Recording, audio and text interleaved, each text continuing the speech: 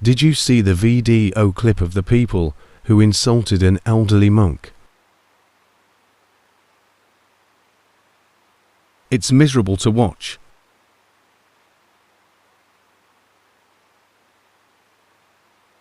People who claim to protect the Buddhism, but does not really have the knowledge or understanding in Dharma, may be damaging it instead. There are two types of misconduct by a monk. First is misconduct according to monastic discipline. Another is misconduct according to the law, because a monk is also a citizen, and so is subject to the law of the land. There is a committee of monks called Disciplinary Council that reviews and determines whether there is violation of monastic discipline by a monk, similar to the court of law.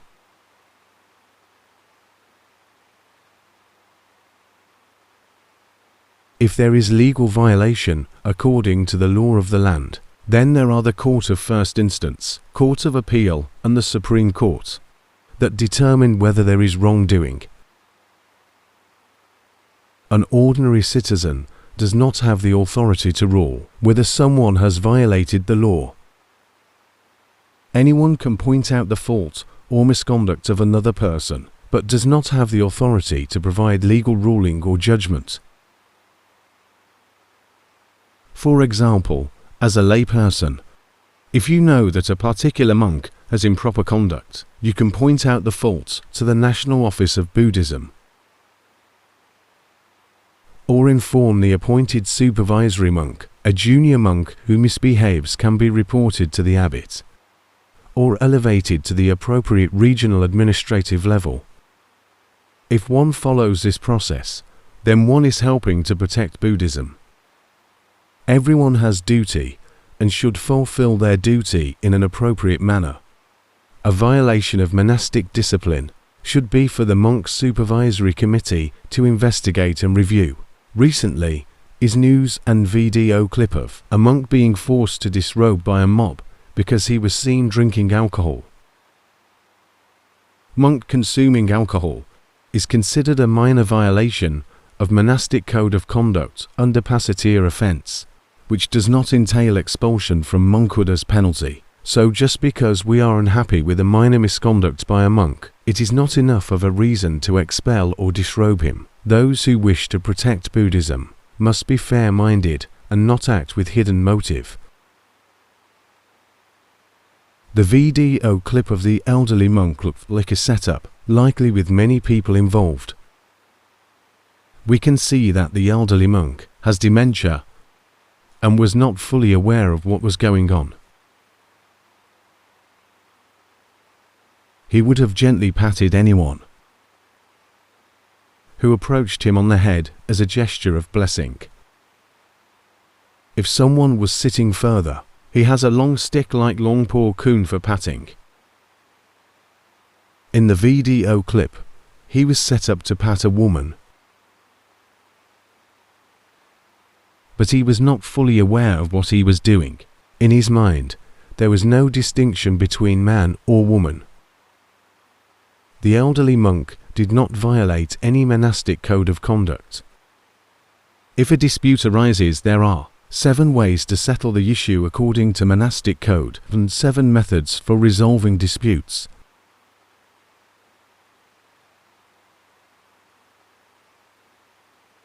One of the ways is called past insanity rule, which relieves a monk of unsound mind and insanity from any wrongdoing.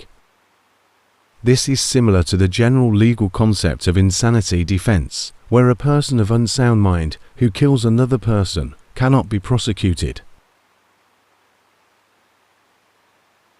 I have seen the video, and it was pitiful. Those that claim to protect the religion has gone beyond their duty. Let the relevant authority determine whether there is misconduct.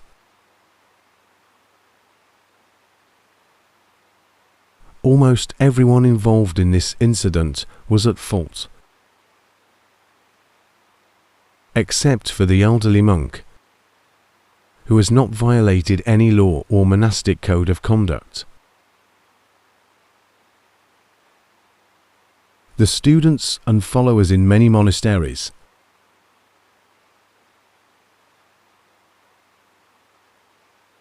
see their elderly teacher as their source of income, living off their teacher's goodwill. Elderly monks often are not aware of these activities. When students want to travel to the US, they would claim that the elderly teacher wishes to go. For meals, they would claim the elderly teacher wishes to have steak, even though the elderly monk can no longer chew. There is always hidden motive and personal interests. Sometimes money is involved. Wealthy monasteries are always surrounded by people who seek benefits.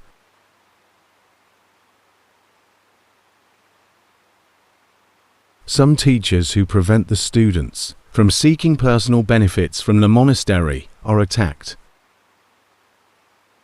I have seen these misdeeds in both the laypeople and monks alike. In the case of this video clip, the students and followers should take better care of their elderly teacher with dementia. The National Office of Buddhism should have stepped in earlier to handle this incident and not let the elderly monk face such public abuse.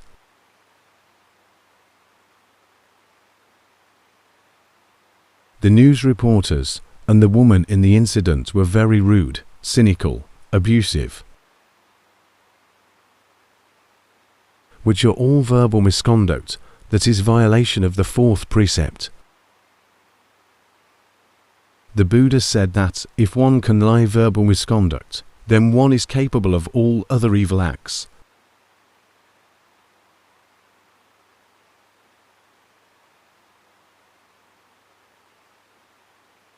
If one truly wishes to protect the religion, and one is aware of a monk's misconduct, then follow the official reporting process.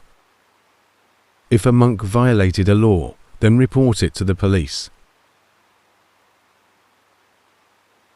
The attorney will handle the prosecution and the court will provide legal judgment. If there is a violation of monastic discipline, then report it to the National Office of Buddhism.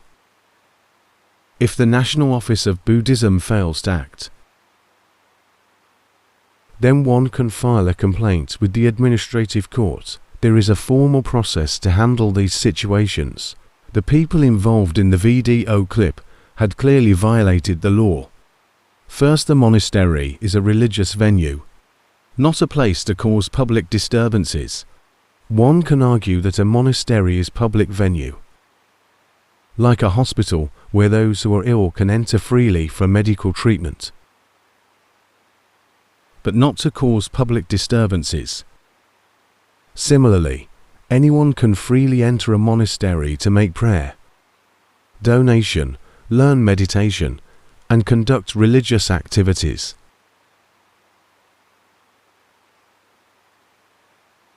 But if someone were to cause public disturbances in a monastery, the abbot has the authority to expel the person from the property, and it is a legal offence if one refuses to leave the premise. The perpetrators in the video surrounded the elderly monk,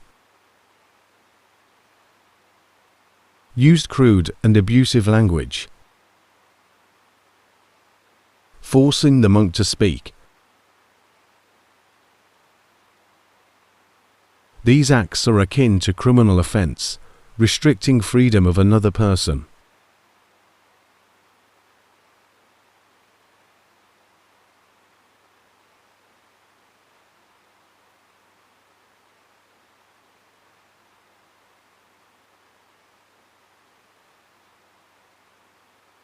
Which if inflicted upon an ordinary citizen, the perpetrators would have been imprisoned.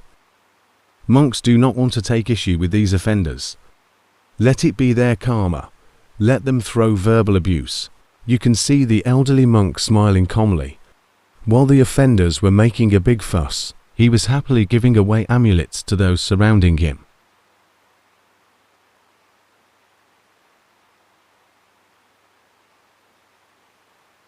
But when they refused to leave, he complained why these crazy ghosts won't go away. Now, they are shifting the attention away from the elderly monk and on to the caretaker monks. The caretaker monks in this case were also at fault.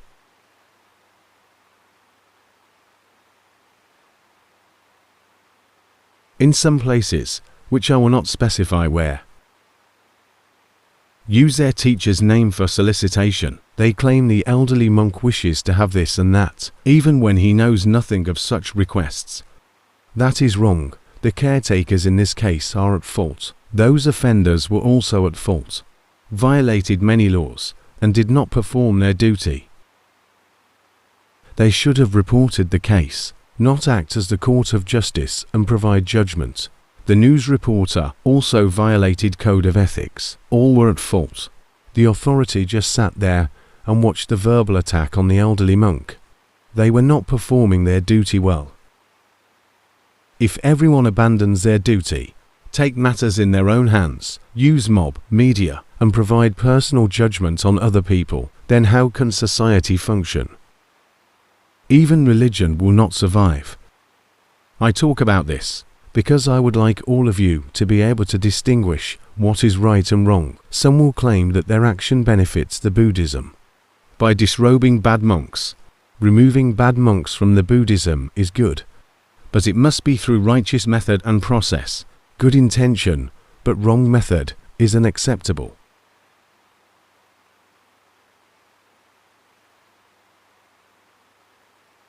Talking about monks, some may question how a spiritually advanced monk can develop dementia.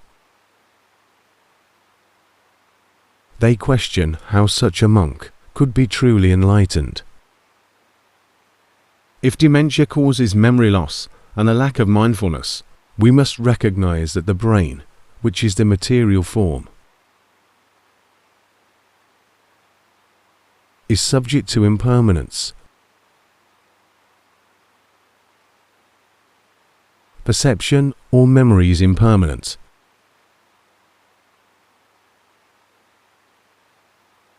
Mental formations are impermanent. You can see in the video clip that as the offenders shouted at the elderly monk, there was no anger or real feeling in the elderly monk's mind. Even the Buddha is subject to old age, sickness, and death, which are natural parts for the aggregate.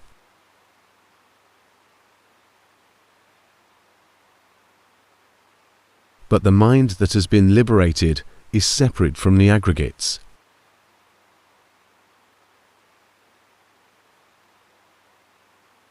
Sometimes, honorable teachers would share their experience from Dharma practice.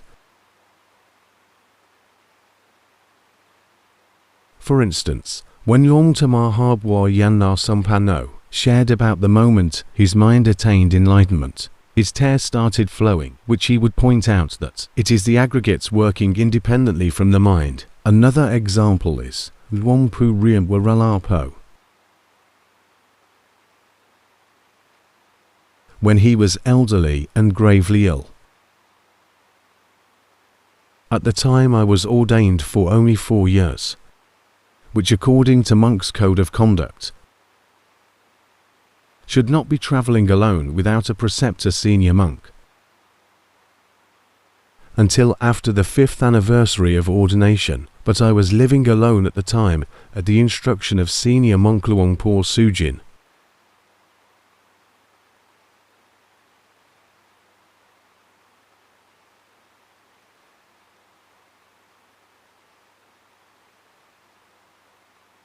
Waiting another year until my 5th anniversary of ordination would be too late, and based on my assessment of Luang Pu Rion's deteriorating health conditions, so I decided to travel alone to pay respect to Luang Pu Rian. By taking a van to Wat Aranya Bunpod in Si Chiang Mai district, Luang Pu Rian was lying on a hospital bed inside a stupa.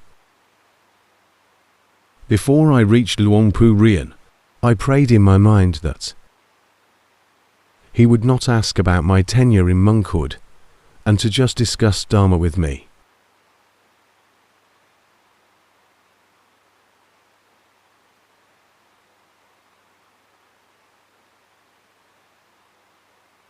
I knew that I would be scolded if he found out.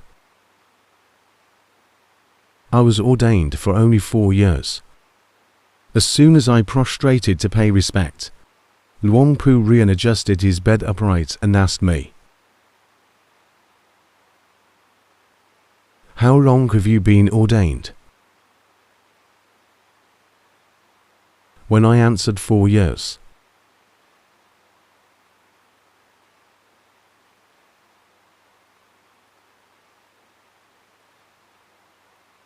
he scolded me that it is not proper for a monk with less than 5 years of ordination to travel alone without a teacher.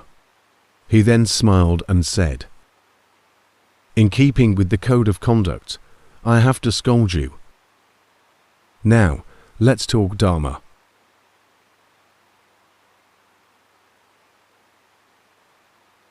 After I shared my story, Luang Pu Rian shared his experience in Dharma practice. He stroked his robe and tears of joy welled up.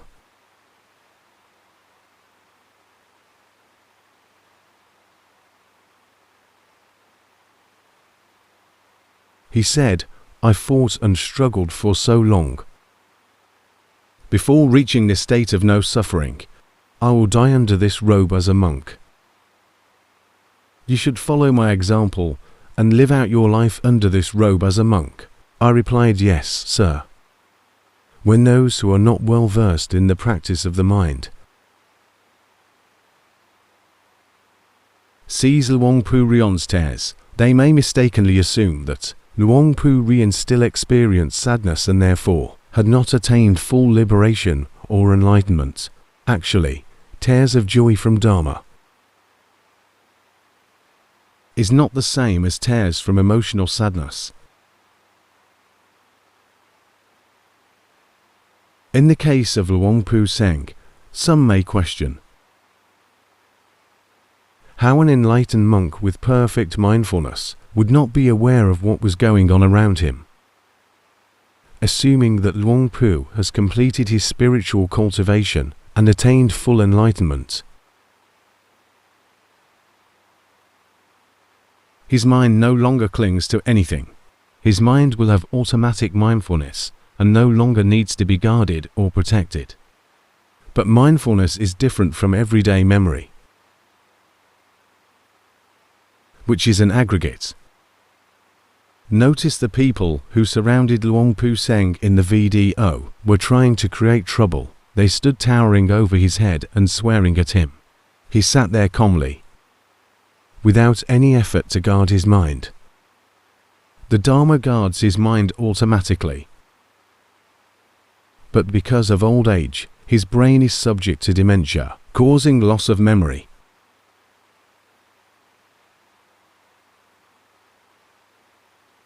Before I was ordained as a monk, I used to go visit Sala Lung Chin to attend Luang Pu Rian's sermon. Before the Dharma talk, the layperson will offer food to the monk. There was a woman who looked like a tomboy, short hair and dressed like a man.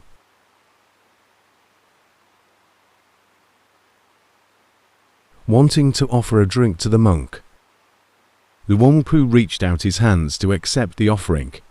He could not distinguish between male and female. Even me, these days when I look at your faces, sometimes it's very difficult to tell if a person is male or female. Even trying to observe the person's mind is still difficult to distinguish between male and female. Luang Pu reached out his hands to accept the offering, but the woman pulled back her hands.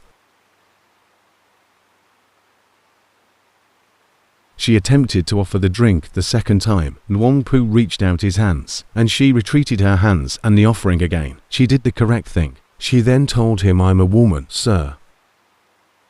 Luang Pu exclaimed, "Oh, you're a woman," and took out a piece of cloth to receive the offering from the woman. It is difficult to distinguish between male and female for a very elderly person. It's just the aggregates working. That is, all memory perceptions are subject to impermanence. The brain no longer perceives male or female accurately, even though the mind is free from suffering. Therefore, if we persist in the practices, we will see the separation among the aggregates and the mind. In the beginning we see the 5 aggregates: body, feeling, memory, mental formations, and consciousness. The mind as the knower is a separate entity from consciousness, which consists of 6 other types. I often teach you to cultivate the knower and observer mind.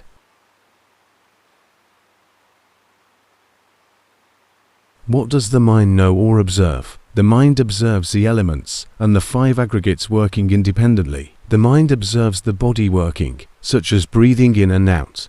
The body inhales and exhales on its own, while the mind is just the observer. After a while, the observing mind will see that the body, that is doing the breathing, is independent and not the self. But if we don't cultivate the independent observer mind and only use our thinking head, then there will be a self in everything we see, and a false sense that things belong to us. Without the independent observer mind, we will also see others as beings and things belonging to them, creating a perception of us and them. If the mind is an independent knower and observer, when it is aware of the body, it will just see the body as is, not a self and not belonging to us. When the mind observes feelings of happiness or sadness, it will see that these feelings are not the self. When the mind observes the memory, it will see that the memory is not the self. For example, sometimes we see a face of someone, but cannot recall the person's name. Is it a sin if you cannot recall someone's name? Not at all. It's natural to forget someone's name from time to time. Why is that so? Because memory is impermanent, body is impermanent, feelings is impermanent, mental formation is impermanent, and consciousness is impermanent. The body is also non-self. Feelings, memory, mental formation, and consciousness are also non-self, because mental formation is non-self and not under anyone's control. One cannot prevent joy from arising in the mind. The phenomenon is non-self, and such joy may trigger tears. But it's not because of sadness.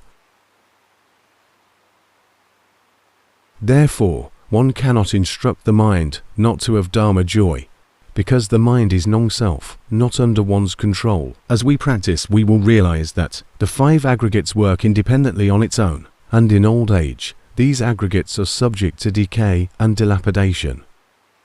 Lord Buddha, towards the end of his life, had told Praananda that his body was no longer capable of continuing, and compared it to an old wooden cart that is too dilapidated to repair. Lord Buddha taught us that even a fully enlightened person's body is subject to decline.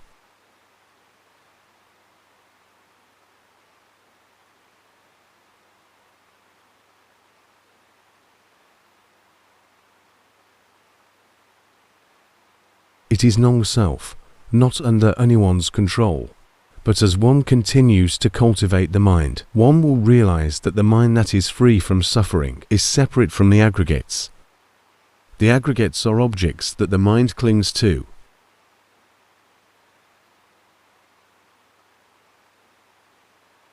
The mind of an enlightened person is beyond that, and no longer clings onto the aggregates.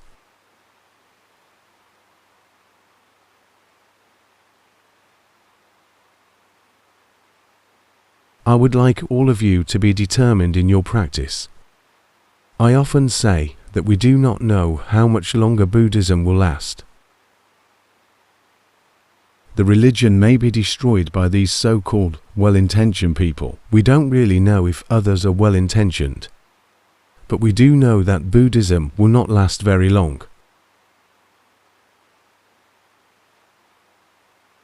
The religion of all past Buddhas only lasted for a short while. The periods of darkness where the teaching of Buddha is forgotten are much longer. Looking back 91 eons ago, there was a Buddha.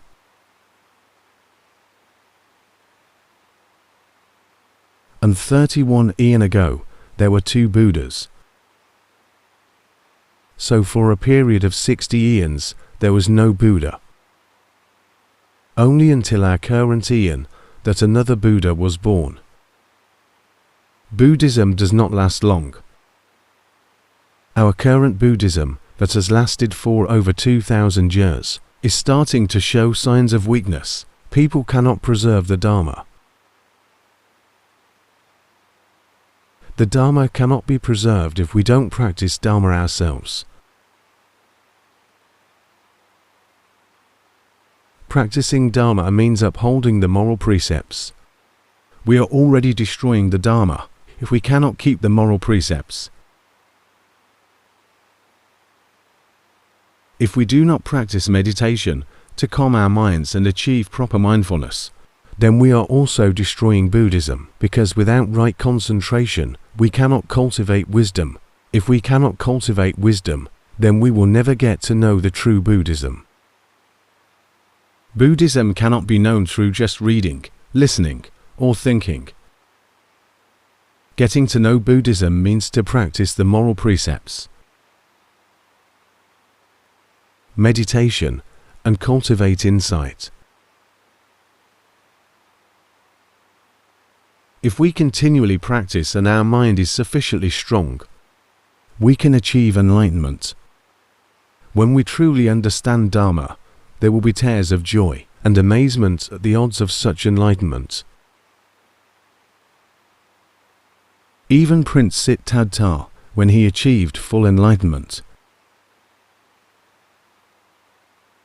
he was resigned to the fact that such pure and liberating Dharma is difficult for others to understand and follow. It would be a lot easier to tell people to give to charity, pray to the tree and animal spirits, than to teach them to practice mindfulness, have right awareness of the mind and body. To have right mindfulness, concentration, and be a neutral observer are hard to do, and no one wants to follow. When the Lord Buddha first became enlightened, he felt that the Dharma was too refined, difficult to teach others. He was considering not teaching anyone. But according to the old scriptures, the Brahma God invited Lord Buddha to share the Dharma. The Brahma God could have been the symbol of Lord Buddha's mercy, personifying the intangible qualities of Buddha enlightened mind.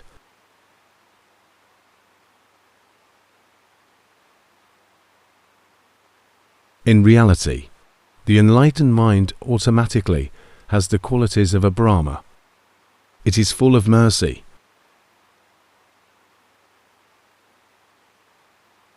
The Buddha observed that there are those who are less cultivated and are not ready for the Dharma teaching, while there are others who have sufficient cultivation and can be taught Dharma. With this determination, the Buddha decided to teach, and persevered for the next 45 years. Instead of enjoying the fruit of enlightenment in solitude, had the Buddha chose to live blissfully in solitude, he might have lived longer, with less strain on his aggregates. Nevertheless, he persevered in teaching for the next 45 years, which took a toll on the aggregates. Towards the end, the Buddha said that his body can no longer carry on, and his aggregates were like a wooden cart about to break down.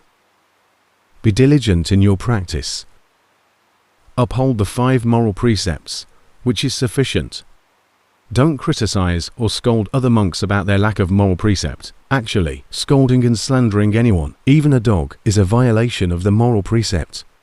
Therefore, uphold your 5 precepts, and allocate time every day for a formal meditation practice. Without the daily formal meditation practice, our mind will not have the strength and right mindfulness to develop insight.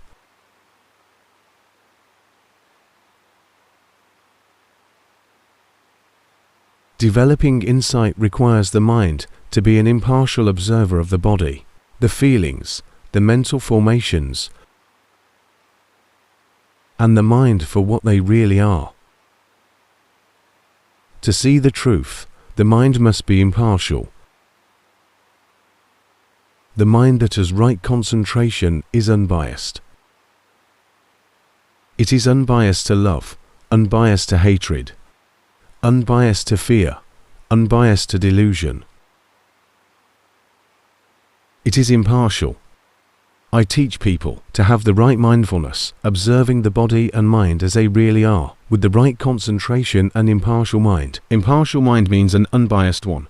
We must cultivate our mind to have right mindfulness and concentration.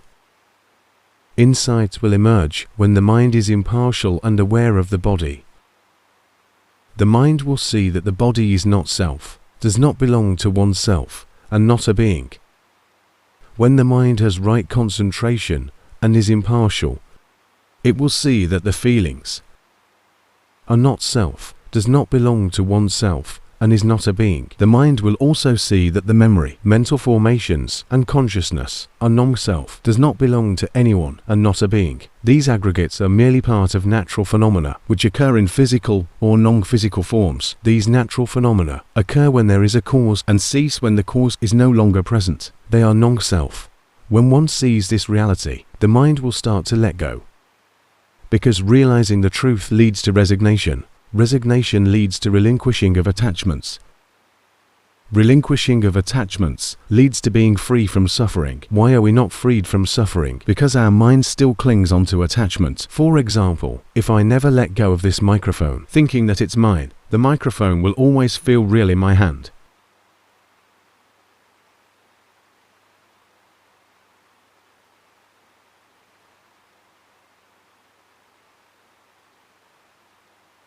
If we continually cultivate our minds, we will see the reality that this microphone doesn't truly belong to anyone and it's part of the world. Its existence is temporary. It can be stolen or break down. Nothing is permanent. If we realize this, then one day, when the microphone breaks down, we won't feel sad, because we know that nothing is permanent.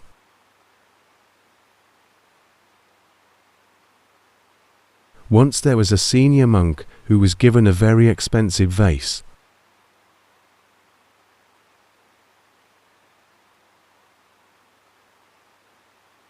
He was very worried about this vase and told the novice to take special care of it.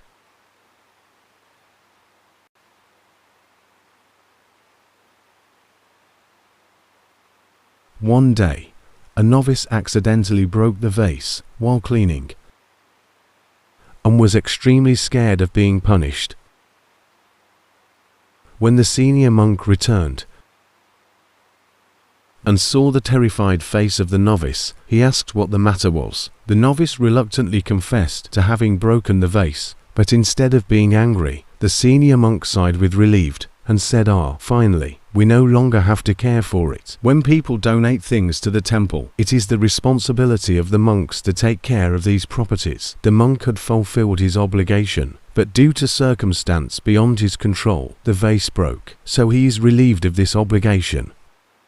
The senior monk was not angry because he has the wisdom that the vase was impermanent. Therefore, whatever we are attached to will make us suffer. If we see the truth, we will relinquish that attachment and eventually be freed from suffering. Being freed from suffering is to let go of all attachments. By letting go of this microphone, we will be freed from it. Letting go of the body, we will be freed from it. Letting go of feelings, we will be freed from them. Letting go of the mind, we will be freed from the mind. Beyond the mind, what is left is the knower, which is the element that knows. This final knower does not deteriorate, is beyond aging, beyond sickness, and beyond death. The aggregates are subject to aging, sickness, and death. Do practice and cultivate your mind. The opportunity to hear such Dharma taught by Lord Buddha is rare. We don't know when the Buddha's teaching will disappear. Don't let it disappear in our generation. At least try to pass it on to the next generation.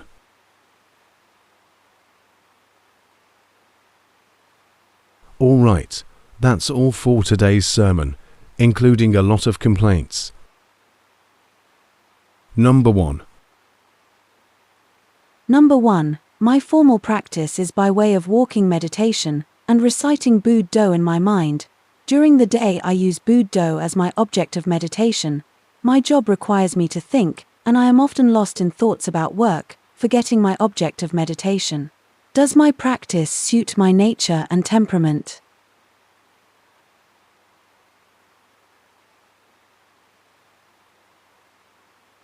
Using your body walking as the object of meditation suits you. You are the type that likes beauty, so try to be aware of your body frequently. Reciting Buddha in your mind is a trick to detect if your mind has wandered off. Reciting Buddha in your mind is a made-up mental object that does not have physical form. We intentionally think of the word Buddha in our mind so that when the mind drifts to other thoughts, we can easily detect it wandering off. Therefore, reciting Buddha is a mindfulness tool for observing the mind. Buddha means the one who knows, who is aware, who is fully awakened, who is radiant, blissful and at peace. Buddha is really the mind itself. If the mind likes to wander off, then focus on the body as the object of meditation. Observe the body as it walks, but when it's tired, then observe the body as it sits. Observe the body breathing. We are just the observer. It's fine to continue the method of your practice of observing both the mind and the body concurrently, but it can get confusing.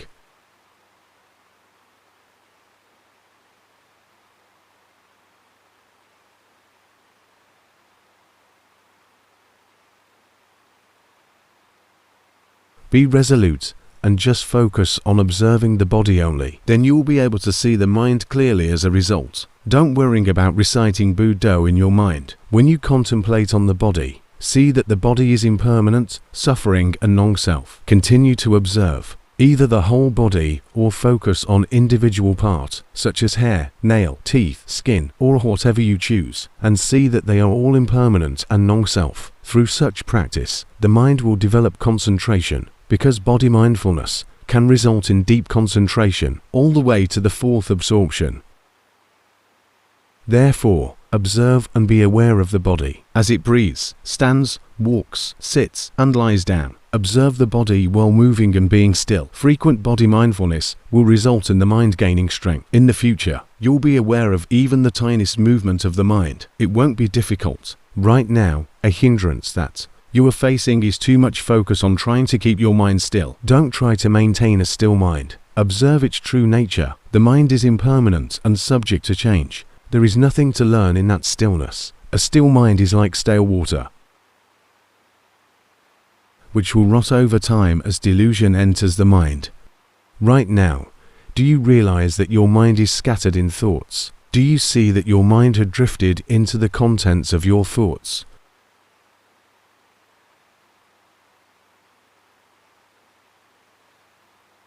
The mind has drifted again, do you see? Return your awareness to the body. Were you aware of your body when you shook your head just now?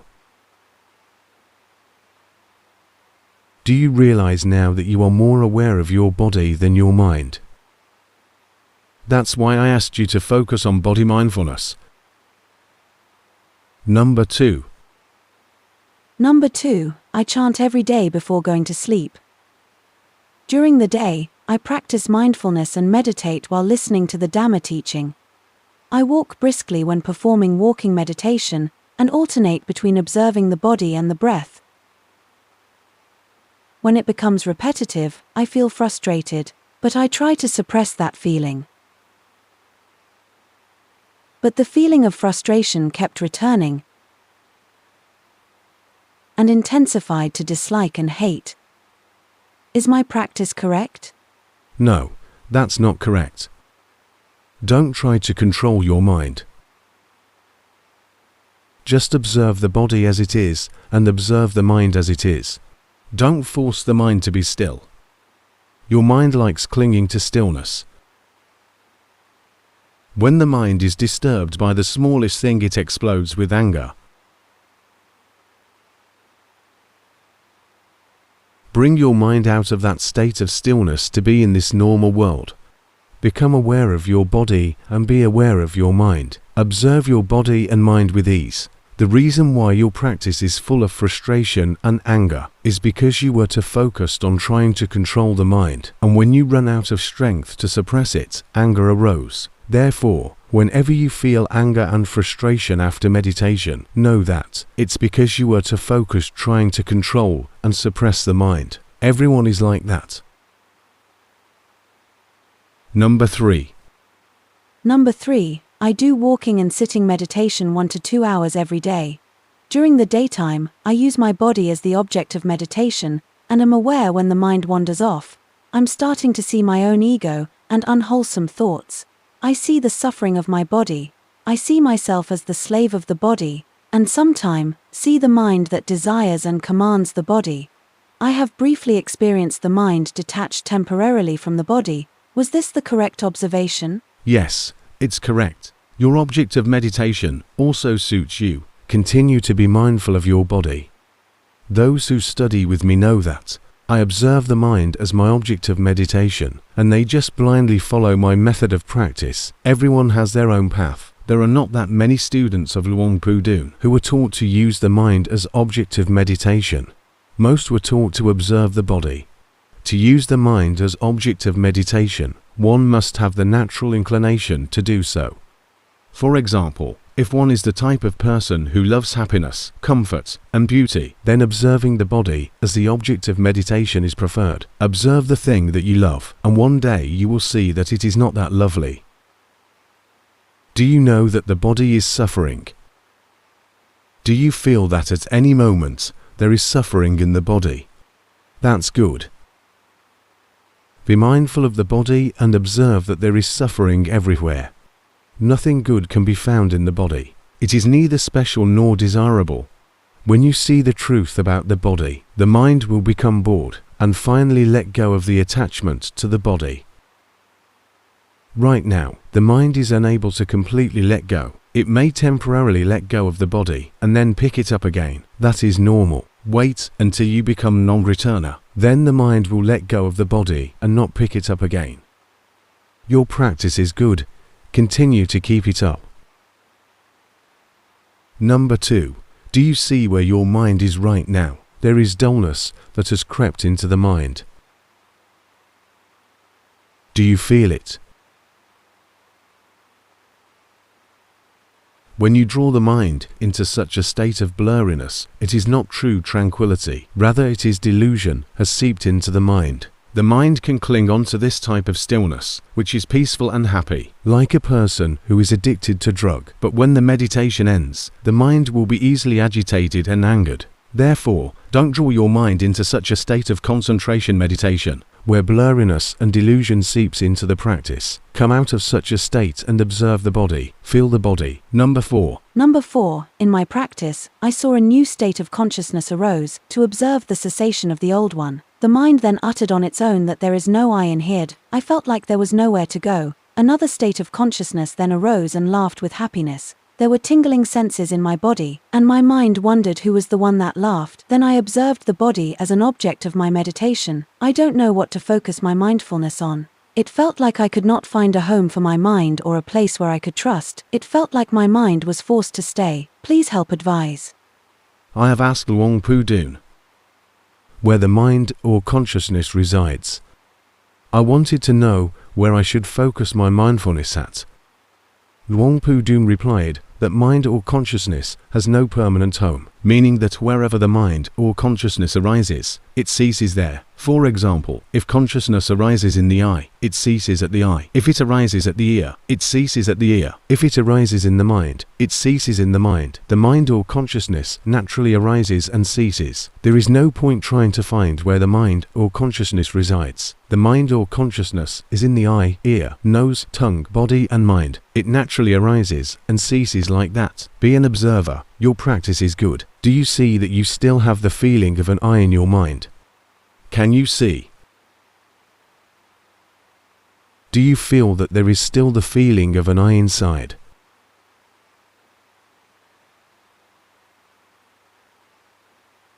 Carefully observe your mind and see that the I or me is not completely removed. Carefully observe that body, feelings, perception, mental formations, and consciousness are non-self, not within one's control, not belonging to oneself. If the mind is not and does not belong to oneself, then why should we worry about where it resides? Do you feel that you are currently trying to control your mind? The mind is starting to tighten up. Continue your mindfulness practice. Being an observer, what you have already accomplished is commendable. Number 5. Number 5. In my meditation practice, I use Buddho as the object of meditation. After a while, I would hold my breath and focus on the emptiness. When practicing walking meditation, my mindfulness is on the moving body and the wandering mind that wanders off. During my free time, I recite Buddho in my mind. I like to focus my mind on the bright light during meditation. I feel that my mind is too focused. I'm starting to experience more frequent awareness and mindfulness in everyday life. Which mindfulness foundations should I incorporate into my practice? Your mind is too attached to concentration meditation. The mind is not in its natural state. It's too still. During meditation, refrain from directing the mind's focus towards the bright light. Show me how you meditate on the bright light.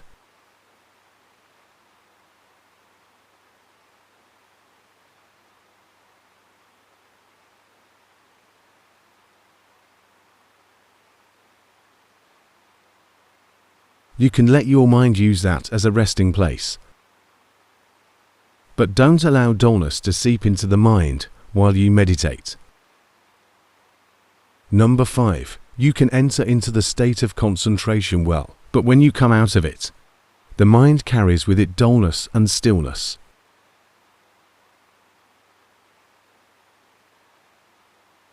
When the mind clings on to such stillness, honorable teachers taught us to contemplate the body.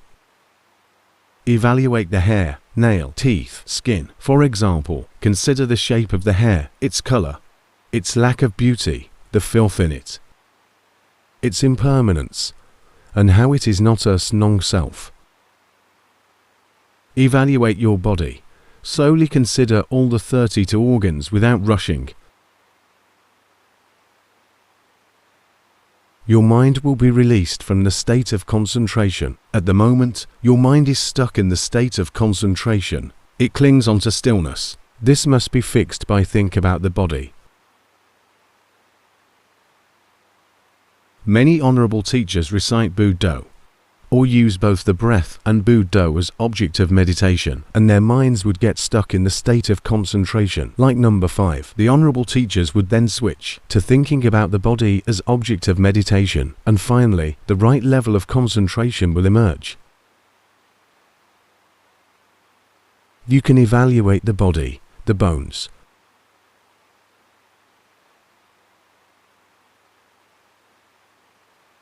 or even your own spine, beginning with the neck all the way down to your tailbone.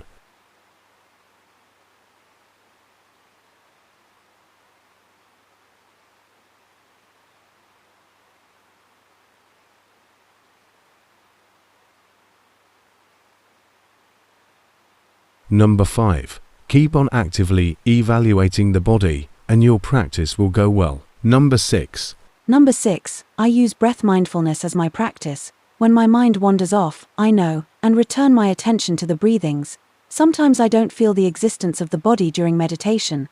Sometimes when I'm working, I see my arm moving, but do not consider it my arm. Was this my own imagination? Or was I able to discern the separation of aggregates? Your aggregates are starting to separate. That's good.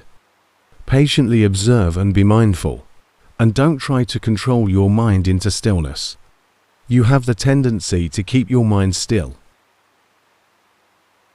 Let your mind work and learn from it.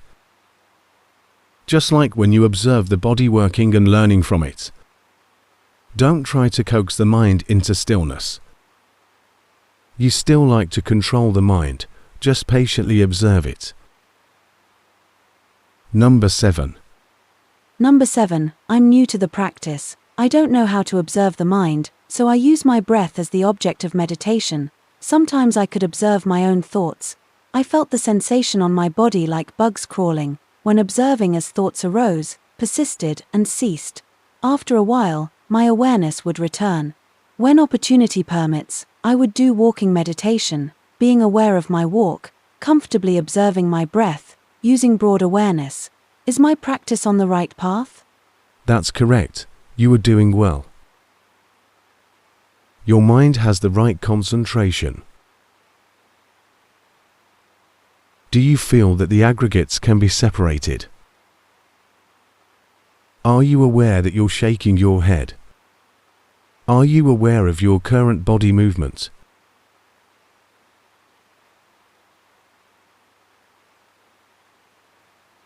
From now on, be mindful whenever your body moves. Try smiling. Do you feel that your body is smiling? Try nodding your head. Do you feel your head nodding? Just be aware of the nodding head and the smile on your face. That's all. There is nothing extraordinary. It is very ordinary. That is good. Try lifting your hand. Do you see the body raising its hand? Do you feel it? Whether your eyes are open or closed, you can feel it when you raise your hand. Continue to be mindful. When you see the body working, standing, walking, sitting, lying down, breathing, our mind is the one observing. Later, when your mind is working, you'll be able to observe it. Right now, are you aware that you have drawn the mind in? You will feel the tightness and constraint. When you feel such tightening sensation, be aware that you have pulled in the mind. Be aware that tightness will arise whenever you intervene in the mind. Therefore, when the body moves, just be mindful. When your mind moves and changes, just be aware. Whatever happens that the mindfulness becomes aware of, just observe that phenomenon. If mindfulness is on the body, then see that the body is not us non-self. If mindfulness sees the mind working, then observe that the mind can independently operate on its own. It's not us non-self. Continue with such practice and observation, and you'll get better. Number 7. Your practice is good. Your samadhi is very natural. Number 5, number 6, and number 2. Your concentration is beyond normal. It is too still. Number 7. The mind is lost in thoughts. Do you see it? You can observe the mind. Therefore, whatever happens to your mind, you'll be able to see. When you cannot observe the mind, then observe the body instead. Number 8. Number 8. I'm committed to keeping the 5 moral precepts. I practice sitting meditation for at least 40 minutes every day. I have cultivated a heightened state of samadhi. During the day, I could see the mind being agitated, causing anger and malice to arise before ceasing. The cause of such agitation is my own ego. When I sleep, the mind periodically comes into awareness. When I wake up, the mind separates from the body that has not yet woken up. Should I observe the focused and unfocused mind as the pair objects of meditation? Observe whatever is there.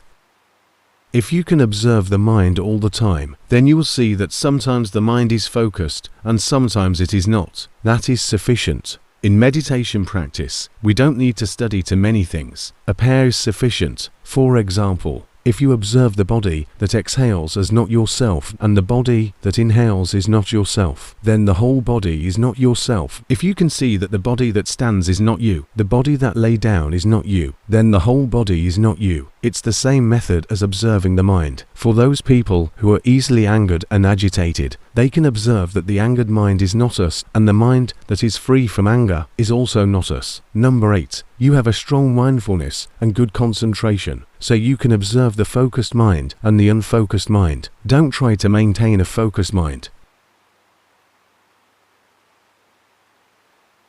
You want to see its birth and cessation. The focused mind ceases, while a new, unfocused mind arises. The unfocused mind persists for a little while before ceasing, and a new focused mind arises. It is sufficient to just observe a pair phenomenon. You don't need to study a lot in meditation practice. All you need is to study one pair of Dharma. I have written a book called Learn the Pair Dharma to understand the ultimate Dharma. That is all for today, because today is my head shaving date, so I must attend it.